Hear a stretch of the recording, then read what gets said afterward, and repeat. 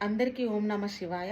ఈరోజు నేను ఒక ముఖ్యమైన విషయం చెప్పాలనుకుంటున్నా. అదేంటంటే, చాలామంది నేను వెజిటబుల్ మార్కెట్‌కి వెళ్ళినప్పుడు నన్ను యూట్యూబ్‌లో చూసి చాలామంది గుర్తుపడతారు మా ఇంటి దగ్గర.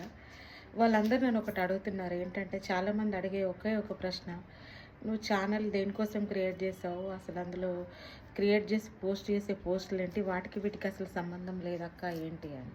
నిజమే. నేనసలు ఛానల్ ఇంకోలాగా అనుకున్నా, ఇంకోలాగా ఎళ్ళిపోయింది.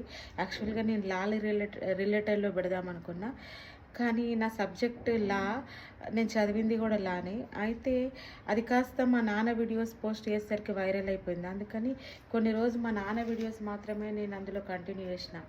ఆ తర్వాత మళ్ళీ మా నాన్న చనిపోయారు. చనిపోయాక ఒక 3, 4 మంత్స్ నుంచి నేనసలు పోస్టులే పెట్టట్లేదు. అసలు వీడియోస్ గానీ, షార్ట్స్ గానీ అసలు అప్లోడ్ చేయట్లేదు, ఎలాంటి రీల్స్.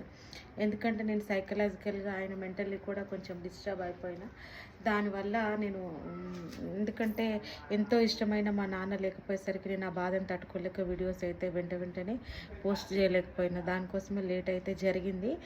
అయితే ముఖ్యంగా నేను చెప్పాలనుకున్న విషయం ఏంటంటే, ఒక్క వైపు నుంచి ఇంకో వైపు ఎగ్దమ్ అంటే కంప్లీట్‌లీ క్వైట్ ఆపోజిట్ ఎందుకు మారిపోయినా అంటే, అసలు డివోటీ ఆఫ్ లార్డ్ శివ ఎందుకయింది, నేను శివభక్తురాలిని ఎందుకైనా అంటే, చిన్నగున్నప్పటి నుంచే నాకు శివుడంటే చాలా ఇష్టం. నేను శివుడికి చాలా పూజలు చేసేదాన్ని, భక్తితో చేసేదాన్ని, చాలా ప్రేమతో ప్రాణం పెట్టి శివుడిని పూజించేదాన్ని. ఎందుకంటే అతడే నా ఆత్మ, అంతరాత్మ అని నాకు చిన్నగున్నప్పటి నుంచే తెలుసు. అందుకని చేసి ఫాస్టింగ్ లాంటివి అయితే ఏం లేదు. 3 టైమ్స్ తినేదాన్ని.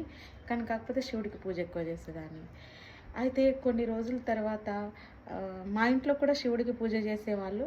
మా ఇంట్లో పంచలోహ విగ్రహాలు, వెండివి అట్లా శివలింగాలు ఉంటాయి కదా! అవి మా అమ్మ వాళ్ళ ఇంట్లో ఉండేటివి. వాటికి మా అమ్మ వాళ్ళ ఇంట్లో శివుడికి పట్నం వేసేవాళ్ళు. అంటే శివపార్వతుల కళ్యాణం కూడా శివరాత్రి రోజు చేపించేవాళ్ళు. అయితే అలా కొన్ని రోజులు అయిపోయిన తర్వాత అప్పుడు మా నాన్న మా ఊరు సర్పంచ్‌గా ఉండేవాళ్ళు. మా నాన్న కూడా మంచి దైవభక్తున్న అతనే. అతను రోజు పూజ చేసేవాడు. ఏమైందో తెలీదు. కొన్ని రోజుల తర్వాత సడెన్‌గా మా నాన్న ఏవైతే దేవతామూర్తుల విగ్రహాలు, లింగ రూపంలో ఉండే విగ్రహాలు ఏవైతే ఉన్నాయో, మా ఇంట్లో ఎవ్వరిని, మా అమ్మని గానీ, ఇంకా మా వాళ్ళందరిని ఎందుకు బయటకు రావాలని ఏం చెప్పడం. మా ఇంటి అందరినైతే పూజలు చేయించడానికి మా నాన్న ఒప్పుకోలేదు. ఒప్పుకోకపోగా ఆ శివలింగాలు ఏవైతే ఉన్నాయో అవన్నిటిని తీసుకెళ్ళిపోయి ఒక బురద గుంటలో ఎక్కడేసాడో కూడా మాకు తెలీదు. బురదలో తొక్కేసి వచ్చిండు.